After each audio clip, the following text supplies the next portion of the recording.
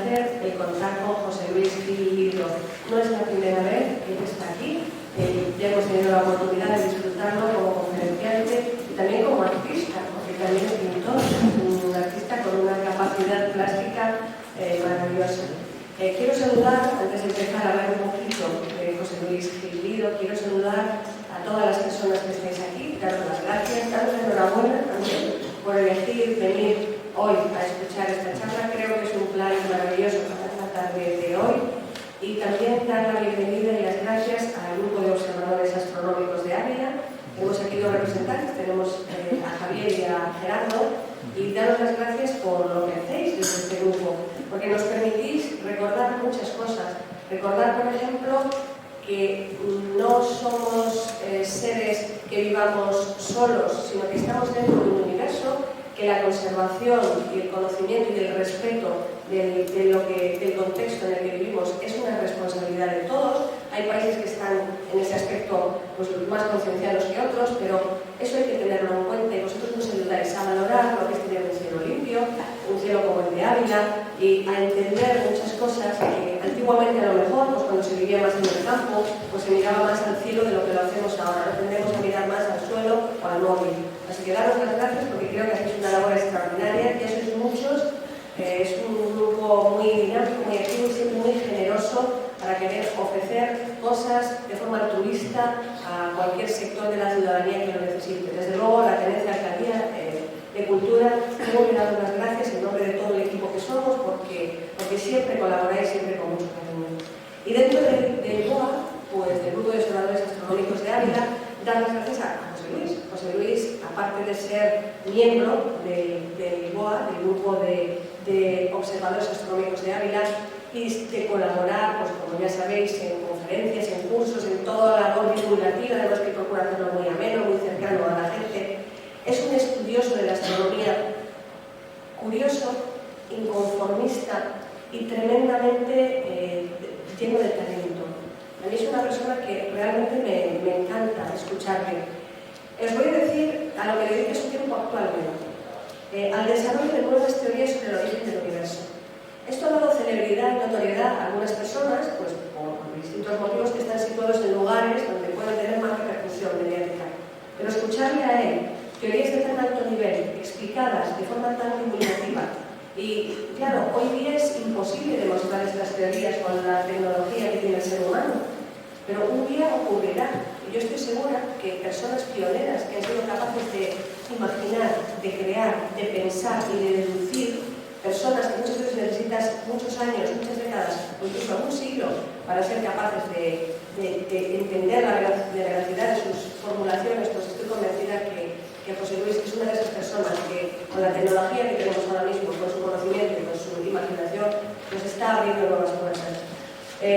Otra de las aficiones que tiene él es la pintura.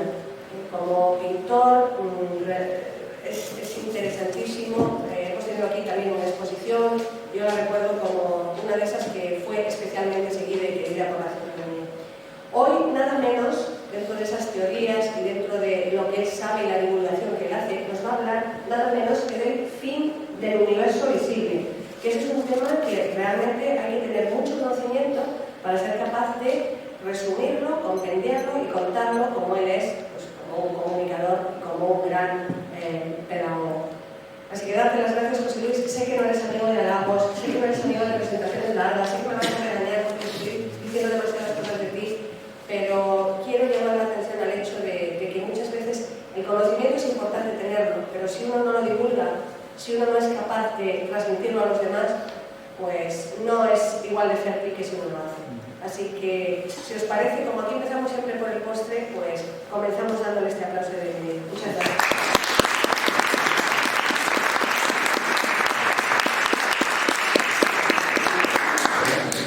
Bueno, pues nada, buenas tardes a todos. Quería dar las gracias al Ayuntamiento de Ávila por darme esta oportunidad, y especialmente a Sonsoles y a vosotros por haber asistido aquí. A ver qué os parece la charla, a ver qué captáis y a ver si os gusta. Venga, muchas gracias.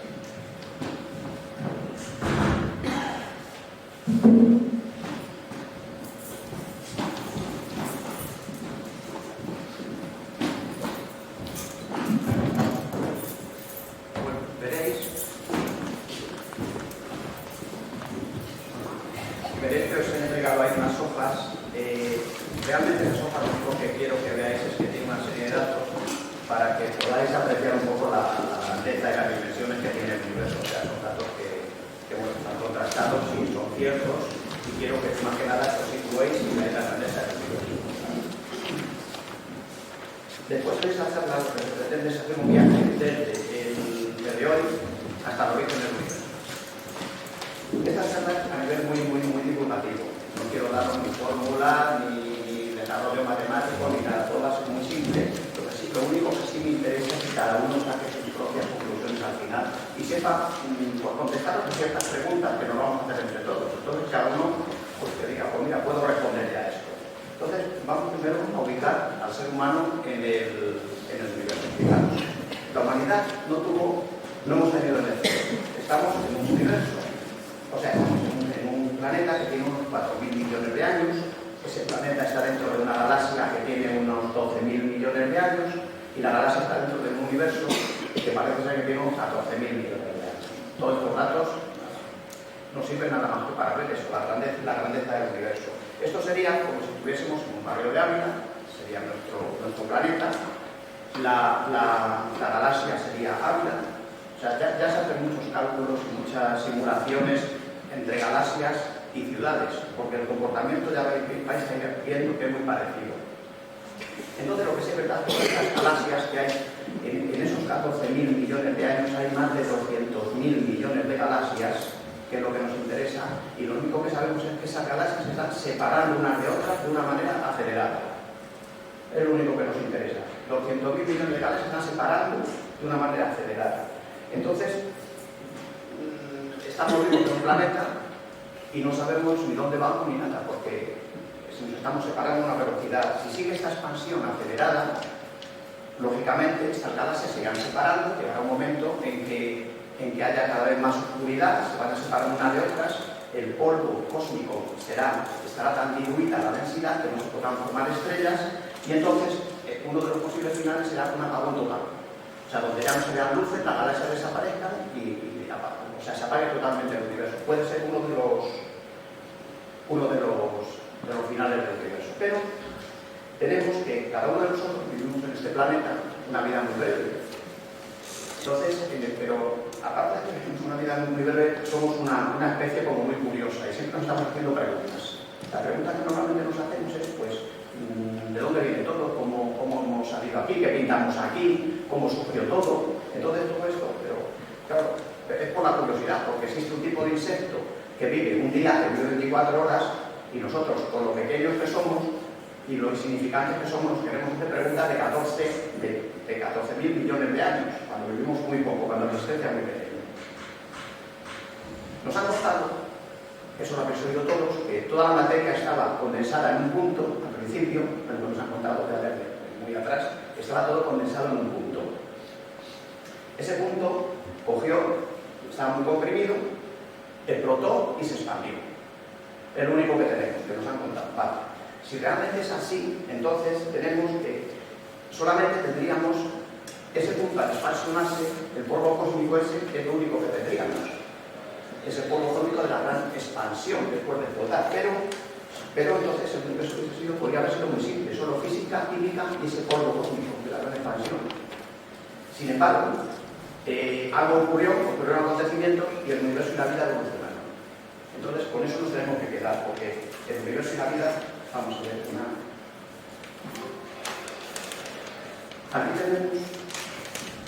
Aquí tenemos para que veáis que somos todos somos universo y somos un trocito de universo hecho vida. Ahí tenemos nuestra galaxia, pero fijaros, aquí está la galaxia, pero aquí está la Tierra, que estamos nosotros somos galaxia. Hay mucha luz, pero se ve mal. Sí, yo creo que hay demasiada luz. Pues fijaros que esta es nuestra galaxia, nosotros estamos aquí en la Tierra y esta es nuestra vecindad, lo que decía antes, nuestra ciudad es esta, la galaxia, todo esto es galaxia, todo esto que nos rodea. Estamos aquí metidos en nuestra galaxia. Ahora vamos a ver qué es lo primero que vemos. Cuando miramos al universo, lo primero que vemos es estos objetos, son objetos del pasado. Siempre vemos el pasado, el presente no existe. El presente no existe, vemos el pasado porque lo que vemos es la luz la luz que se refleja de cada cuerpo, la luz que está en la galaxia Andrómeda, que está a 2,5 millones de años luz de la Tierra.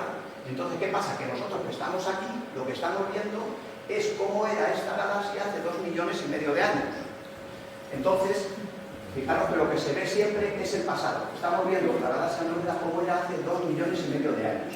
El Sol, por ejemplo, que tenemos más cerca, cuando miramos al Sol no vemos al Sol, estamos viendo al Sol cómo era hace 8 minutos. Y está a 150 millones de kilómetros, pero era como, o sea, que la distancia es la que nos separa. Estamos viendo siempre el pasado, pero el presente no lo vemos. Entonces siempre tendremos, pues eso, esto es una fotografía del pasado, como que nos digan, está la galaxia, estamos viendo con un telescopio, todo lo que sea, tenemos una fotografía del pasado. Entonces, resumiendo, ¿qué tenemos? Tenemos que el universo, estamos en un universo que se está expandiendo, que ocurren una serie de acontecimientos muy importantes, no sabemos dónde vamos, cuál será nuestro futuro, tampoco lo sabemos. En realidad, lo que somos es, estamos viendo siempre el pasado de las cosas, eso que quede bien claro. No vemos el presente, estamos viendo el pasado de las cosas. Hablando del pasado de las cosas, os voy a comentar unas cosas muy interesantes. Por ejemplo, a mí me estáis viendo ahora en el pasado, no me veis en el presente. Y es muy sencillo. Tened en cuenta que lo que vemos es lo que la luz refleja hacia vosotros. La luz va a una velocidad de 300.000 kilómetros por segundo. Fijaros, 300.000 kilómetros. Nosotros estamos a 10 metros. Si 300.000 kilómetros en un segundo, fijaros 10 metros cuando es algo insignificante, vamos, que no tiene sentido, un montón de 0,000.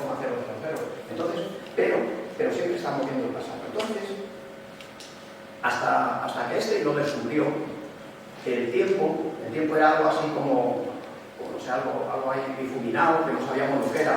Bueno, esa expresión que dice todo pasa con el tiempo, todas esas cosas, pero desde que Einstein ya unió el tiempo con el espacio, es una dimensión más.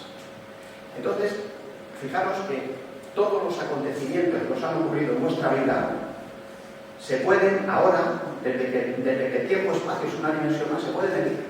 O sea, ya no ha quedado ahí, como decíamos antes, el tiempo lo ha dejado todo difuminado. Ahora un acontecimiento que os ha ocurrido en vuestra vida se puede medir solamente, mirar cuando ocurrió un acontecimiento bueno o malo, como sea. Me ocurrió hace un año. Ese año le traducís a segundos, los segundos lo multiplicáis por 300.000 y nos da unos kilómetros.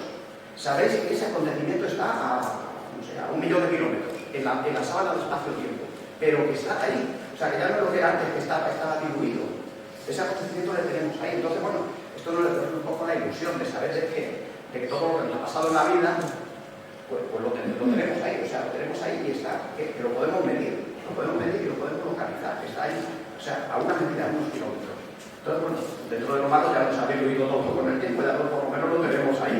Y sabemos que cada uno puede hacer, se están haciendo histogramas con esto, está ahora muy al día, haciendo histogramas y gráficos, cada uno coge sus acontecimientos, hace una tablita con 2 entradas y mide, pues a mí me ocurrió esto hace 5 años, 5 años lo traduce a segundos, lo multiplica por 300.000 y te sale a los kilómetros que está. Otro que está ahí en la sábana del espacio-tiempo, o sea que no es teoría, que está ahí, que se puede medir. Y eso por lo menos, bueno, ya tenemos una cosa importante, que nos ha diluido todo en el tiempo. Para ver el pasado podríamos pensar, claro, sabemos que todo es pasado, entonces vais a decir, ¿cómo vemos el pasado? Bueno, podríamos pensar que construíamos un telescopio enorme, que pudiésemos llegar a ver el origen de todo. Entonces, ese telescopio esto sería realmente sencillo, sería cuestión de dinero, tiempo y tecnología, pero podríamos conseguir un telescopio así, porque es cuestión de mucho dinero, mucha tecnología y llegaríamos, pero o sea, veríamos que siempre, o sea, realmente podríamos llegar teóricamente, pero en la práctica hay un muro donde no se puede llegar más atrás de eso. A 380.000 años del inicio del universo hay un muro infranqueable donde la luz no puede atravesarlo. O sea, ahí tenemos un muro muy importante. Entonces, si el universo se está expandiendo, como sabemos que se está expandiendo, significa que antiguamente, muy antiguo, era un pasado muy pequeño, su masa y su energía estaba condensada en un volumen muy pequeño y había una densidad enorme, que ni tanta densidad que ni la luz podía atravesarlo. Y eso ocurrió hace 380.000 años. Hasta ahí es hasta donde podemos llegar. Pero realmente, si el modelo de expansión que nos dicen en física y todo esto es real, y parece ser que es así, Llega un momento que efectivamente es esa superficie última hasta donde llega, que no se puede ver más, debería de existir en algún sitio. Y efectivamente tenemos la suerte de que esa superficie existe y que se puede medir. O sea, esa superficie existe y se puede medir. Supongamos que una serie de personas están reunidas alrededor de una hoguera, una fogata. Entonces se acaban las llamas, deja de existir la luz cuando se consume y entonces se quedan luego las aspas o la ceniza o lo que sea. Si acerca uno las manos, verás que se desprende un calor que tiene una temperatura. Pues esa temperatura es precisamente la que se puede medir. La que se puede medir y se puede detectar ese calor que deja ese fuego. Entonces, vemos que claro, serían los restos de esa gran explosión, eso que ocurrió al principio, hasta donde llega ese límite. O sea, que por eso lo podemos medir. Entonces, vamos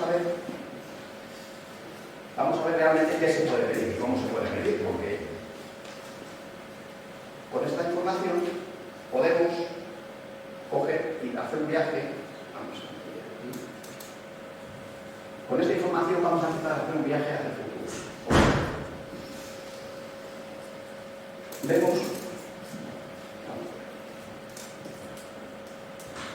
Vemos que vamos retrocediendo desde aquí, estamos nosotros ahora, y vamos retrocediendo desde aquí hasta el inicio del virus.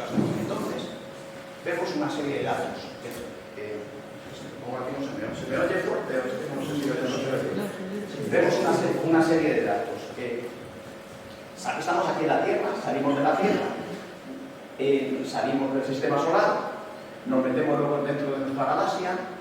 Dentro de nuestra galaxia vemos, porque claro, sabemos hablar de 200.000 millones de galaxias, vemos infinidad de galaxias, pero quedaros siempre con esto. Hay un inmenso vacío, a pesar de tantos miles de millones de galaxias, hay un inmenso vacío siempre en el universo. Quedaros con la palabra vacío, que ahí se mueve toda la cuestión de esto. Entonces, vamos un montón de galaxias, las galaxias se están fundiendo entre ellas, estrellas que están colapsando, que mueren, colapsan en forma de supernovas. Hay guarderías de estrellas que están naciendo continuamente, estrellas, están naciendo, muriendo, agujeros negros que chocan. O sea, este universo que nosotros miramos para ver, vemos unos puntitos, parece que están menos puntitos quietos, pero no. Es un universo muy, muy, muy dinámico.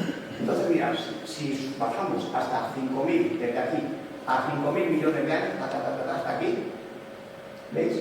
Aquí empieza el universo, ha estado desde hoy, y lo que pase mañana será para acá. Aquí se acaba nuestro día y se irá para acá. Desde aquí hasta 5.000 millones de años para atrás, el universo se ha estado expansionando de manera acelerada. Y al llegar aquí, a esos 5.000 millones de años desde hoy, no desde el principio, desde hoy, estos 8.000 y pico millones de años que quedan aquí hasta el principio ya se frena. Esa aceleración queda más frenada y se está expandiendo de una manera como un poquito más uniforme, más frenada. Pero esto sí es muy importante, a partir de los 5.000 millones de años se está expansionando hasta aquí, que es lo que decíamos antes. Si sigue expansionándose, llegará un momento que las galaxias se saldrán de todo y desaparecerán, se oscurecerá todo. Esos son muy importantes, 5.000 millones de años. Vamos a seguimos hasta aquí. Hay un muro, que es una edad oscura, o sea, bueno, seguimos avanzando, las estrellas, cada vez hay menos estrellas, hay menos luz, según vamos viendo hacia el principio, las estrellas primeras que hay son estrellas enormes y de una vida cortísima. Entonces, cada vez vemos menos estrellas, hay menos luz, hay mucho espacio, y llegamos a una edad oscura. Esa edad oscura ya hemos dejado detrás todas las estrellas. Es una edad oscura. Han tenido que transcurrir 13.500 millones de años para que la luz de esta edad oscura llegue hasta nosotros. O sea, ese primer muro que tenemos yendo hacia atrás es la edad oscura cósmica, a 13.500 millones de años. El tema está que, bueno, se ve aquí bien. Claro, sí, la edad oscura, efectivamente es ahí. Si seguimos retrocediendo hasta 13.800 millones de años, es cuando nos encontramos con el límite de lo que podemos ver. Ese muro opaco que decíamos antes, que era el fuego, es la gran explosión, que no se veía más, pues seguimos hasta aquí, es lo único que podemos, es el límite de lo que podemos ver. Entonces, claro, diréis, vale, entonces para ver el origen del universo, ¿qué podemos hacer? Pues realmente para ver realmente ese fuego que se detectó de la gran explosión, que decíamos que se podía ver, pues fijaros, en 1964 se escuchó un ruido muy grande en la Tierra. Pensaban los científicos que este ruido venía de la Tierra, venía de cualquier cosa que ocurriera aquí, pero yo creo que venía del espacio, era un ruido muy uniforme y venía de manera constante, o sea, venía por todos los lados. Se pudo detectar con señales de microondas. Bueno, lo vemos ahora ese. Con señales de microondas. Esta radiación uniforme constituye una herramienta para ver cómo surgió el universo, y además es la señal más antigua del universo que tenemos. Entonces, cuando el universo tenía 300, vamos ahí a eso. Cuando el universo tenía 380.000 años, había bajado la temperatura de aquí, había bajado, entonces ya tenía una temperatura suficiente para que se formaran los primeros átomos. Los electrones fueron capturados por los núcleos atómicos y se formaron los primeros átomos. Entonces, estos primeros átomos, en forma de fotones de luz, vino para acá y fue un fogonazo, que fue lo que captaron, lo que se captó en la radiación de fondo de microondas, que sería este mapita. Esto es lo que se captó. Este es el mapa primitivo más antiguo que tenemos y realmente es un tesoro, porque es lo único que queda de la gran explosión. Desde aquí, con este mapa ya se puede construir una historia del universo. ¿Veis? Tanto puntitos hay rojos y azules. Los rojos son puntitos donde hay más temperatura y el azul son más fríos. O sea, el azul es frío y el rojo es calor, es más caliente. Entonces refleja un poco cómo estaba distribuida la materia y la radiación en todo este mapita que hay aquí. Fijaros, aquí hay más caliente, hay más materia, más, aquí hay menos, aquí hay más. Claro, ¿dónde la materia estaba más concentrada? La gravedad trató de unirla hasta que colapsó en forma de estrellas. En todo esto fue donde se formaron ya estrellas y planetas y de todo lo demás. Donde la materia es más intensa, donde había más densidad. Aquí, lógicamente, es la materia más fría y no pasaba nada, pero aquí la gravedad actuaba formando estrellas. Claro, se ve diferentes temperaturas en la distribución de la materia. Fijaros, frío, caliente, se va viendo diferentes temperaturas. Y al cabo de miles de millones de años, cuando había más materia, la materia estaba más condensada, es cuando se formaron ya ese tipo de estrellas a colapsar en forma de estrellas. Esto lo detecta este mapa en la radiación de fondo de microondas. Esto hay escrito todo lo del mundo. Tenéis libros, todo el que quiera profundizar en esto a montones. Es una radiación que es a montones. Normalmente,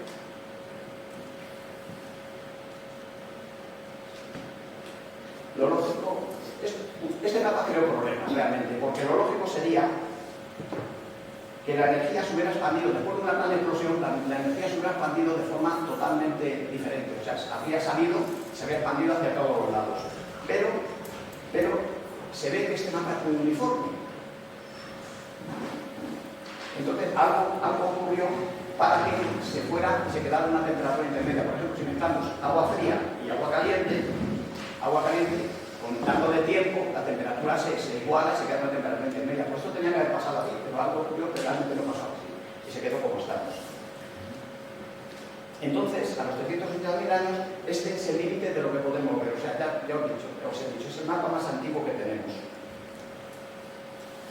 Fijaros que su temperatura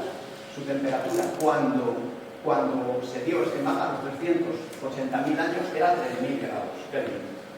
Y ahora, después de 13.800 millones de años, en ese recorrido ha disminuido de 3.000 grados a menos 270 grados. O sea, en ese recorrido de tiempo, como veis, el universo se está enfriando cada día más.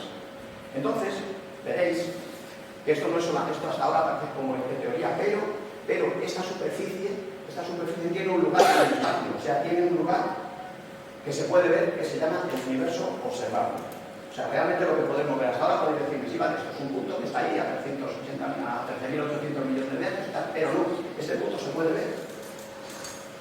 Y se llama el universo observable. Mirad, el universo observable, como hemos dicho, todo lo que se ve es el pasado.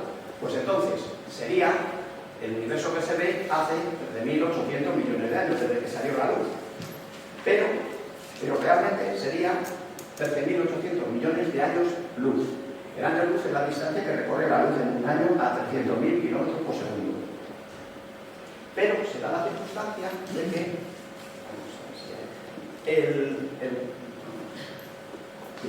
que el universo observable es unas 3,5 o 4 veces más que esos 13.800 millones de años. Por un motivo, porque mientras que la luz ha tardado en llegar a nosotros 13.800 millones de años, el universo se ha expandido. Y se ha expandido tres y pico veces más o 4 veces más de lo que es. Entonces el radio del universo es que es ese otro ya. O sea, hasta donde se puede ver es hasta aquí. Una galaxia que estaba aquí, esta galaxia que estaba aquí, en la radiación de fondo de microondas que estaba aquí, llega aquí. Sin embargo, esta estrella que esté aquí, todo lo que está aquí en medio no la podemos ver, ni la vamos a ver nunca. Porque la luz no nos ha llegado. Llega hasta aquí nada más. Porque se expande más rápido que la velocidad de la luz. O sea, el universo está expandiendo más rápido que la velocidad de la luz.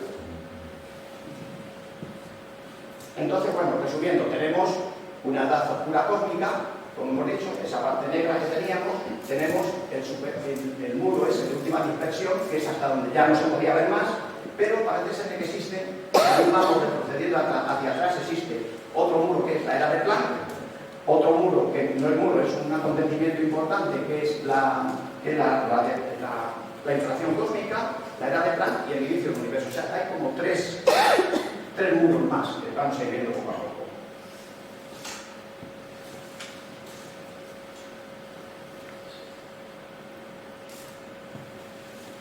Bueno, aquí nos interesa saber ahora cómo se está expandiendo el universo. Entonces decíamos que todas las galaxias se están alejando una de otras, se está expandiendo. Entonces, y esta expansión se está acelerando, quiere decir que cada vez es más rápida.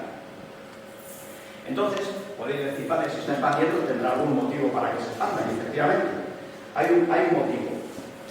Porque lo normal sería que si hay materia, la gravedad saliera y atrajera esa materia y se fuera reduciendo cada vez más, pero por un motivo diferente, por una energía que existe, es una gravedad repulsiva y entonces se va expandiendo el universo cada vez más deprisa, en contra de todo lo que se creía. Esto se descubrió hace poco, que en vez de contraerse, esperaban buscar la contracción del universo, la medida del universo, y en ese cálculo, en vez de ver la contracción, se vio la expansión de ese universo. Y el universo, pues, cogía y se aceleraba y se aceleraba. Esto se llama energía oscura. Vamos a ver, esa energía oscura, os dije antes que os acordáis del vacío, es una energía que está asociada al vacío. Todo el universo está lleno de vacío. Entonces, es una energía que está asociada al vacío. No se tiene ni idea de lo que es. Se llama oscura, se llama energía negra, oscura, porque se está sin saber lo que es. Lo que sí se sabe lo que hace y en qué consiste. Que está presente, que es muy abundante, que está uniformemente repartida por todo el universo y que hace que si sí que esta energía oscura y se expanda el universo, pues será un posible fin del universo. También se observó.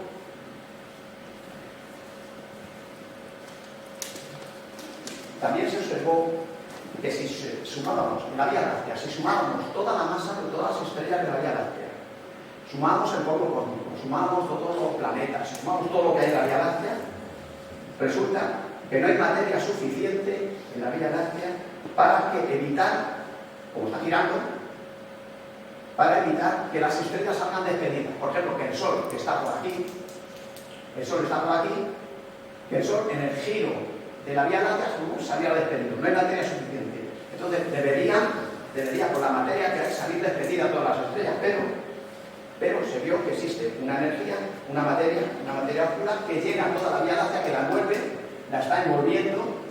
Ya digo la Vía Láctea porque nuestra galaxia, pero toda la galaxia es igual, está envolviendo y no hace que ninguna estrella pueda escapar. Entonces, parece ser, un dato así un poco, que 1 kilo de materia normal tiene 5 kilos, tiene que tener 5 kilos de materia oscura. Entonces, donde hay materia normal, hay materia oscura. Un análisis de la radiación de fondo de microondas, de ese mapita que veíamos antes, avalado por una serie de satélites, nos daba que había de energía oscura un 71%, energía oscura la que se expande, un 71%. De materia oscura, esta que rodea la galaxia, es un 25%. Luego nos falta de materia normal, de la que estamos hechos todos, los planetas, la Tierra, nosotros, los árboles, el agua, todo, había un 4%, fijaros. Todo este rollo que se metieron, hemos llegado a que nada más que somos un 4% de todo. Un 4% de todo, pero de todo lo que hay, de todos los planetas, de los agujeros negros, de toda la galaxia, de todos los árboles, de todos los animales, de todo, es el 4% de la materia del universo. Fijaros a qué nivel estamos, que parece que se conoce casi todo, pues solamente conocemos el 4% de la materia del universo.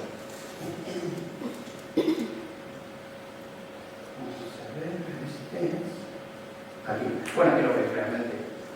La materia no sabemos nada de nada. Y tenemos que jugar con ese dato nada más porque es el único que tenemos.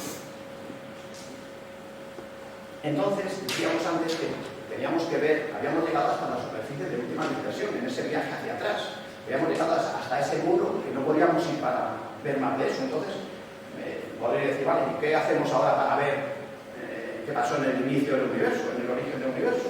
Entonces, vemos que solo podemos llegar a qué se puede saber en el inicio del universo, en el origen, de una manera experimental, por medio de teorías. Entonces, bueno, pues hay varios ejemplos. El colisionador de partículas, lo que se hace realmente es, a temperaturas elevadísimas, ver cómo se comporta la materia, a temperaturas elevadísimas, previendo que esas fueran las temperaturas del origen del universo, por ver cómo se comportaba la materia. Se pueden hacer modelos nuevos con las leyes de la física también, siempre de manera experimental, ¿eh? No se puede contrastar nada ni demostrar nada. Entonces, pues con estas leyes de la física sabemos pues, cómo era el pasado, podemos crear un modelo de pasado, pero las leyes de la física tienen un límite.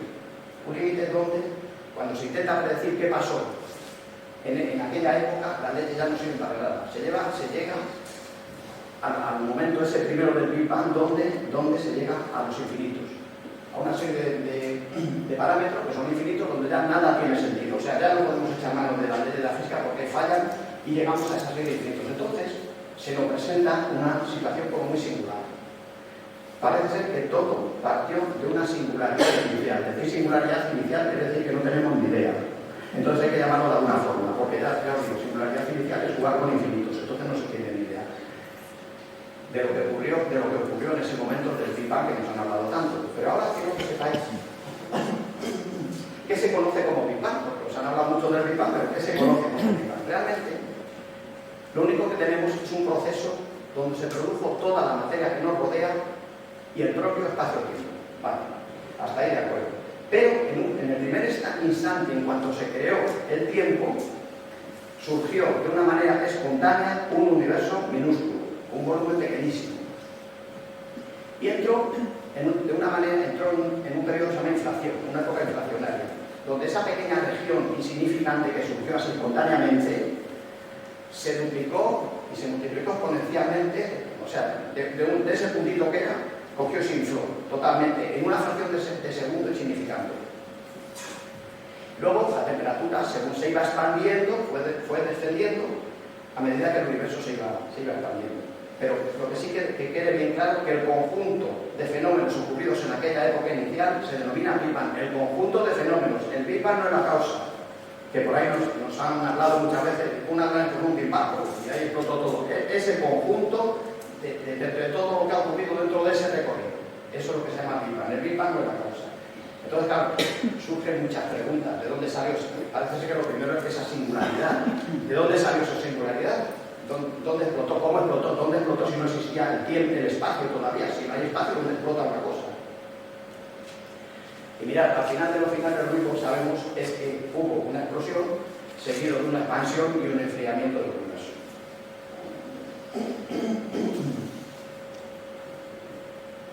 Vamos a seguir retrocediendo todavía. Hemos llegado a ese muro que a 13.800 millones de años, y vamos a seguir dando marcha atrás, pero ya con teorías, a ver hasta dónde llegamos. Entonces, hemos penetrado en este universo que tiene ahora de antigüedad 380.000 años de antigüedad, y tiene un diámetro de 150.000 años luz. Fijaros, en un universo que medía no sé cuántos, 13.000, no sé cuántos millones de años, nos hemos metido ya en un universo a 150.000 años luz, cuando tiene 380.000 años de antigüedad. Según vamos retrocediendo, ya claro que solamente estamos en 380.000 años, estamos cerca del inicio, pero vamos retrocediendo y nos encontramos que bueno, las partículas ya no tienen sentido, hay un caldo diferente, empiezan a surgir una serie de partículas virtuales que se crean y se destruyen, una serie de fluctuaciones cuánticas, en fin, ya todo ahí ya nos descabala todo, no existen los conceptos de espacio y tiempo, ya no sirven para nada. Entonces, el universo se está haciendo cada vez más pequeño, aumentando su temperatura. Lo que queda al final de los finales, fijaros, es una de 150.000 años luz, nos encontramos con una esfera de 10 metros de diámetro, o sea, nada de nada, donde todo lo que se encuentra dentro de esa esfera está a 1000 trillones de grados. O sea, lógicamente estos números ya no llegamos a comprenderlos, pero lo que sí me interesa es que de 150.000 años luz nos hemos convertido en una esfera, nos hemos encontrado una esfera de 10 metros de diámetro. Entonces entramos en otro acontecimiento importante, que es la era inflacionaria. Fijaros, vamos a ver. La era inflacionaria. La era inflacionaria se encuentra entre 10 elevado a menos 36 y 10 elevado a menos 33 segundos. No sé si captáis bien el concepto ese de 10 elevado a menos 36 y menos 33. Es un unito seguido de 35 ceros en 1, o sea, de 0,00 y 35 ceros. O sea, es nada. Entre 10 elevado a menos 36 y 10 elevado a menos 33. En ese tiempo mínimo, el universo se encoge de ese diámetro de 10 metros que teníamos, se encoge a la dimensión de cientos de millones de veces el tamaño de un protón. O sea, de 10 metros nos hemos ido a una cosa que no se ve insignificante, bueno, millones de veces el tamaño de un protón. Aquí han desaparecido todos los campos que había, las curvaturas gravitatorias y todo eso se ha venido abajo. Lo que entra ahora en funcionamiento son efectos cuánticos. Entramos en la época cuántica. Ya se ha acabado la inflación y entramos en la época cuántica. Pero fijaros, en la época cuántica, pero todavía no se ha acabado, no hemos llegado al comienzo. Nos encontramos con otro muro, que ese sí que es infranqueable. Ese ya no es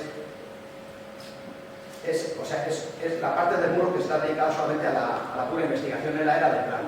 O sea, la era de Planck abarca desde cero, es lo que es el principio del universo, de 0 a 10 elevado a menos 43 segundos.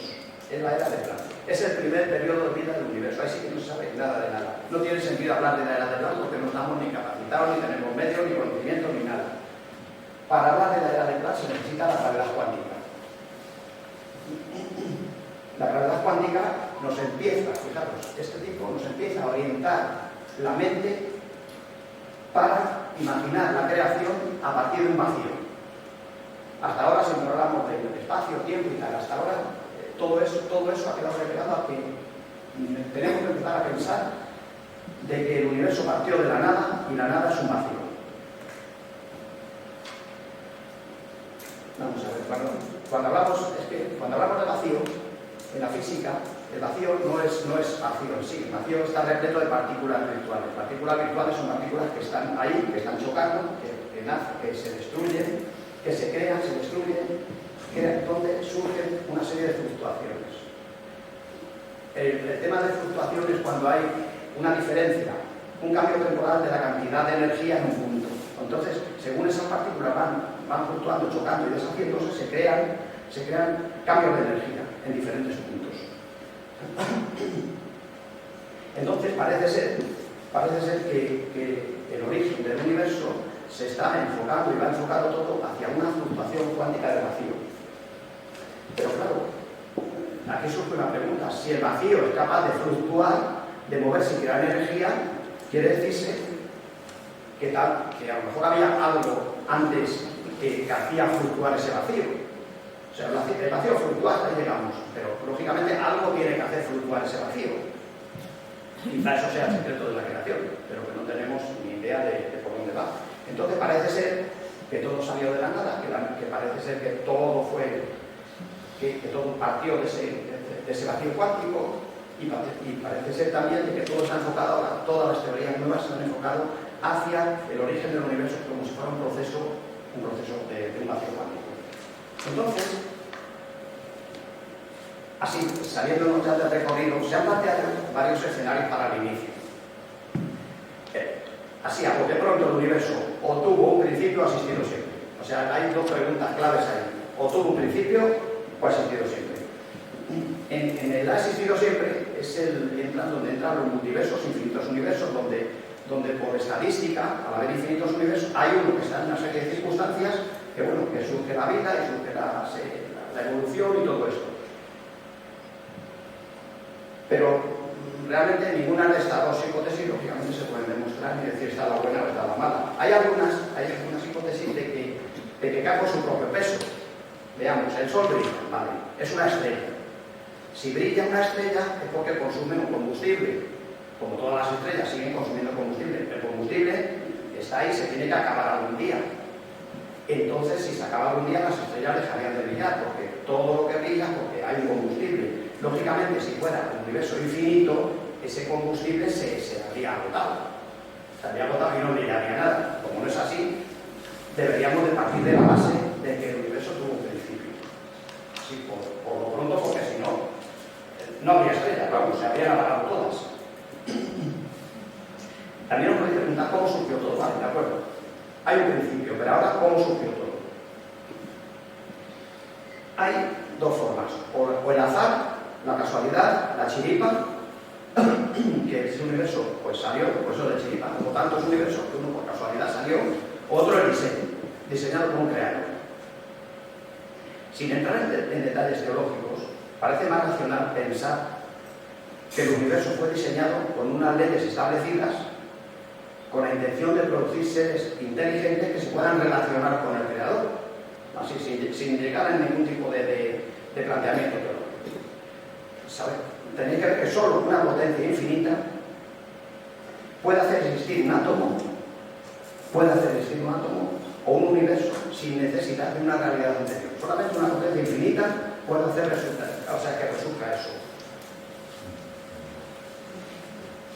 Entonces, claro, si hay un creador con un diseño, sí nos podíamos contestar entonces a preguntas, parece como más racional que nos podemos contestar a preguntas que había antes, de dónde surgió todo, de dónde salieron esas fluctuaciones cuánticas, que vale, que hemos dicho que todo es en principio una fluctuación cuántica, pero de dónde salieron esas fluctuaciones cuánticas.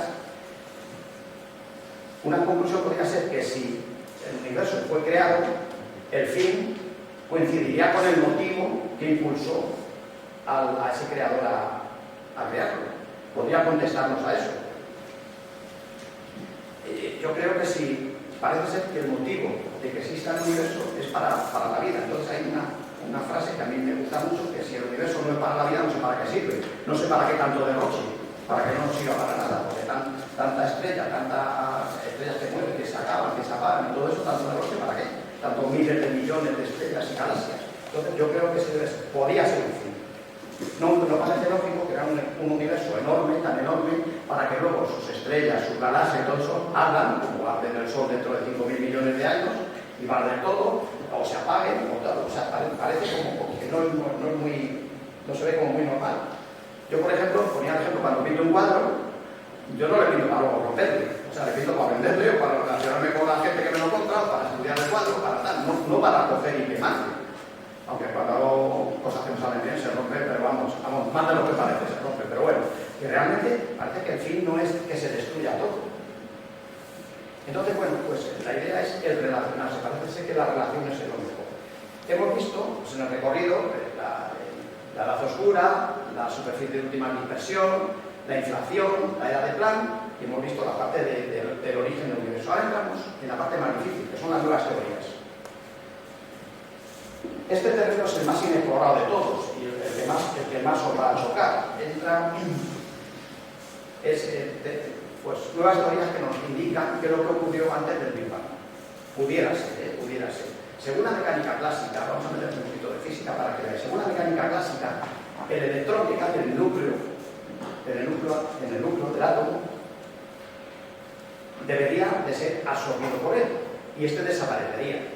Esto no ocurre en realidad, no ocurre porque si no estaríamos aquí. Entre otras cosas, el electrón no ocurre porque no estaríamos. En la relatividad general, un objeto que cae dentro de un horizonte de sucesos, de un agujero negro, termina en el centro de un agujero negro, como es el caso, en el centro de un agujero negro, que es donde está la singularidad. Es el caso de se aplasta totalmente, como el caso de las supernovas. En estas supernovas, el centro se aplastaría totalmente y desaparecería en la física clásica. En este punto, la atracción gravitatoria sería infinita y las leyes de la física no sirven para nada, porque estamos hablando ya de infinitos. La clave de esto está en que el espacio-tiempo se puede dividir tanto como se quiera y parece ser, es un continuo. Hasta ahora, según la física clásica, el espacio-tiempo es un continuo. Y ahí donde está, ese continuo nos lleva a los infinitos. El resultado y el enfoque de las nuevas teorías es tratar de demostrar de que el espacio no es continuo. El espacio, igual que la materia, que se pensaba al principio cuando los átomos que era continua, aquí el espacio también son cachitos de espacio. ladrillo del espacio, o sea, no es continuo. Esos son donde empiezan las nuevas teorías. Bueno, entonces, un objeto real, o sea, un electrón es un objeto real, pues luego es un objeto cuántico. Ese objeto cuántico no sigue una trayectoria exacta. La clave está que si el espacio-tiempo se puede dividir tanto como se quiera, o sea, hacer tan pequeñito como se quiera, no parece un continuo. Y esto ya no nos lleva a infinitos. Es lo que quiero que veáis. Pero fijaros, si tenemos en cuenta la mecánica cuántica, descubrimos que el universo se contrae y no desaparece en un punto. Es una fuerza cuántica repulsiva, le rechaza. Y entramos en un rebote que se hace a través de un nuevo espacio-tiempo. Vamos a ver. Bien. Aquí tenemos la física, la mecánica clásica, la relatividad general. Aquí una fuerza, una masa que cae, este es el horizonte del suelo, el agujero negro. Se contrae y llega a una singularidad. Y bueno, en el momento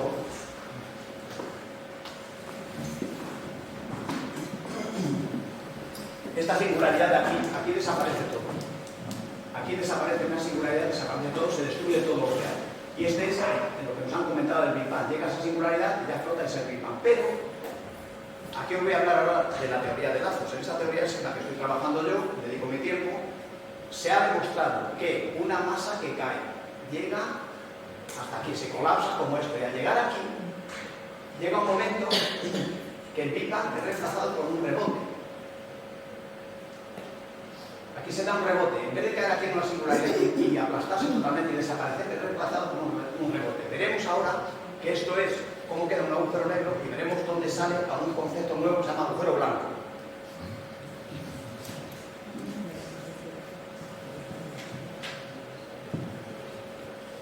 Vamos a hablar de los agujeros blancos.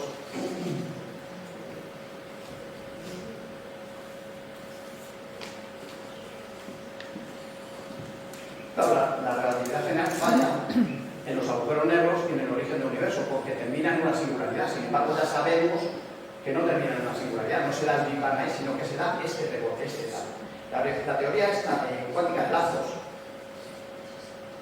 Os explico un poco por encima y si alguna persona está interesada en profundizar en esta teoría, yo estoy dedicando mi tiempo a esto. Esta teoría trata de combina la relatividad general con la mecánica cuántica. Trata de explicar un poco, al combinar estas dos teorías, trata de explicar un poco la mecánica del espacio-tiempo. Demostrando con modelos matemáticos que la singularidad desaparece y se llega a un rebote. Se da como un lugar aquí que pasa hacia otra dimensión. Un puente que pasa hacia otra dimensión, un túnel ahí que se da sobre esto. Pero ya demostrado, con modelos matemáticos se demuestra eso, que no termina en una singularidad.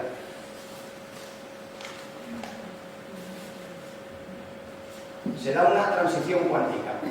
Y vamos a poner otra aquí.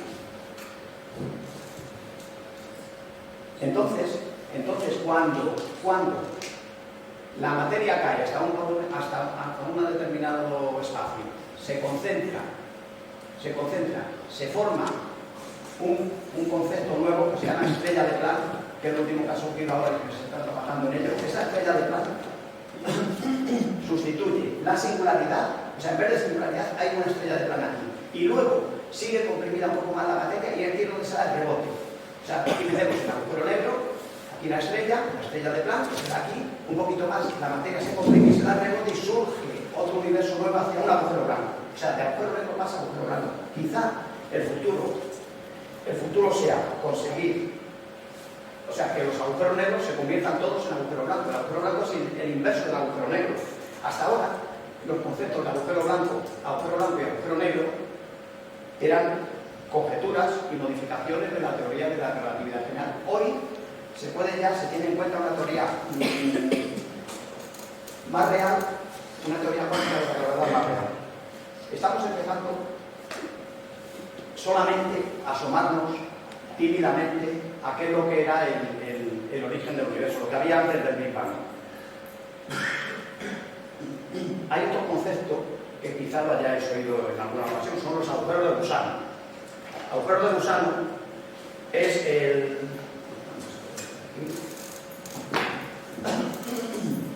Agujeros de gusano son túneles que conectan dos puntos del espacio, incluso dos universos paralelos, pero dos puntos del espacio. Einstein ya trabajaba con eso, con dos puntos del espacio. Se pensaban que eran unos túneles que atravesaban eso. Lo llamaron el puente de Einstein-Rosen,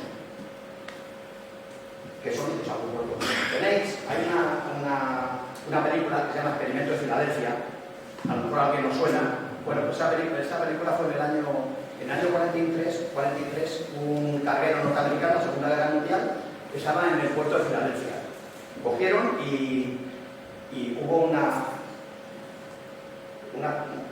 un cambio de ese barco. En un momento determinado, parece ser, esto lo cuenta un marinero que sobrevivió, parece ser que se le envolvió una nube azulada.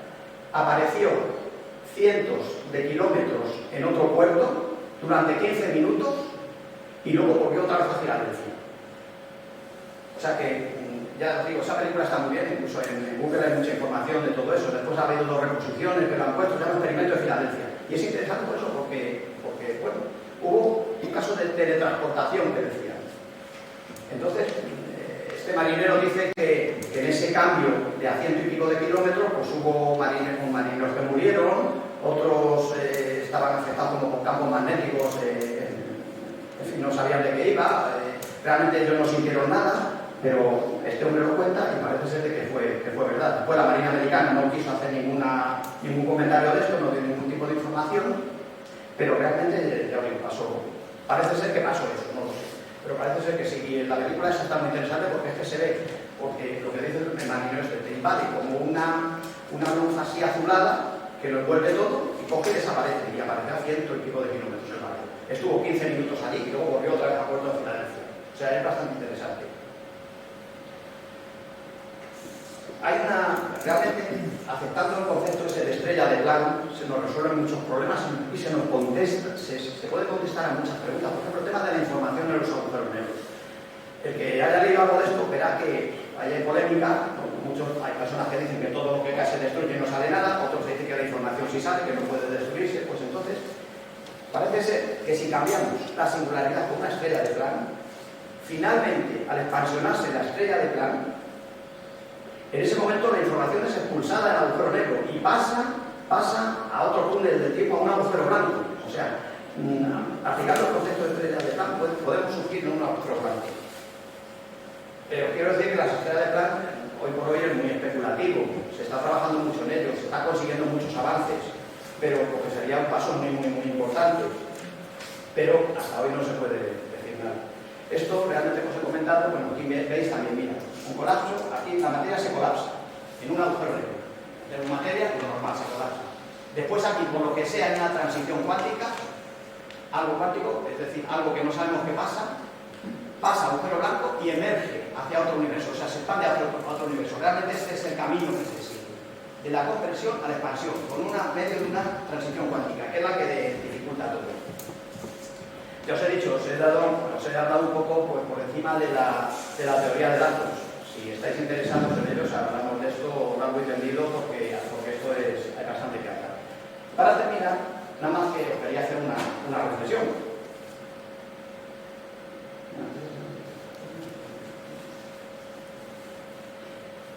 Fijaros, más de 100.000 millones de galaxias, con más de 200.000 millones de estrellas cada galaxia, con sus planetas, cada una, y en uno de ellos aparecemos. ¿Vale? En ese grano de arena que hemos aparecido, aparece el ser viviente más complejo de la naturaleza, el ser humano, animal pensante. Pero en ese grano de arena. Entonces, vamos, que ya Aristóteles, Copérnico, todos estos, nos dieron ya el primer paso. El primer golpe remontar al geocentrismo. O sea, nos desplazaron, no ya de que la Tierra era el centro, ni que la Tierra giraba alrededor del Sol, ni que éramos el centro de nada, ya no éramos el centro de nada. Pero surgió un fenómeno que era totalmente nuevo, que es el pensamiento. que fijaros que el ser tan insignificante, ese grano de arena, con ese fenómeno nuevo de pensamiento, el ser humano ha podido formarse una imagen de lo que es el universo, su posición, su evolución y tratar de entenderlo. O sea, esa cosa tan insignificante resulta que somos capaces de entender cómo evoluciona el universo. Parece ser, si el universo estaba hecho para la vida, como decíamos antes, parece ser que este planeta cumple su destino, o sea, que se cumple el destino cuando existe un planeta llamado Tierra, donde se da vida personal e inteligente. Parece que en ese ciclo ya está todo hecho. ¿Qué pasa? Que la Tierra, pues habrá más tecnologías, habrá más desarrollo, más dinero, más no sé qué, pero el ciclo se ha completado, parece ser. Y yo, después de todo esto, me gustaría, antes os dije que tuvieseis en cuenta el concepto de vacío. Mirad, en el vacío más absoluto que veamos, hay algo siempre que está en continua fluctuación. Siempre está en continua fluctuación. Y ese algo es el origen de todo. O sea, es ese vacío que es lo único que hay, que decíamos que todo el universo está lleno, es un inmenso vacío. Hay algo que está fluctuando y esa fluctuación es el origen de todo. Entonces, lo que decíamos antes, si algo fluctúa es porque hay algo que le hace fluctuar, porque las cosas no fluctúan sin que nada. O sea que, pero ahí está, ahí es donde. Ahora lo que sí me gustaría es que os pudieseis contestar esas preguntas. Por ejemplo, ¿habremos recuperado el centro de la creación? Ese que Copérnico nos expulsó, o estaremos ya expulsados. ¿El universo es para la vida? ¿O para qué sirve si no? ¿Para qué tanto, lo que decíamos antes, para qué tanto derroche? Tantas estrellas y tal, para que luego se quemen todas. Parece que no tiene mucho sentido. Entonces, ¿tuvo el universo algún principio? ¿O ha existido siempre? Eso ya veíamos que era en el principio. ¿Fue diseñado? ¿Surgió al azar? En fin, todas estas preguntas son las que podéis hacer sin conocer física, ni saber nada de física, ni nada de eso. No hace falta. Eso es, realmente ya se lo hacían los griegos y anteriormente los sumerios, y todo esto ya se hacían estas preguntas, porque era así. Entonces, por mi parte terminado. Muchas gracias, y si hay alguna pregunta, pues estoy a vuestra disposición.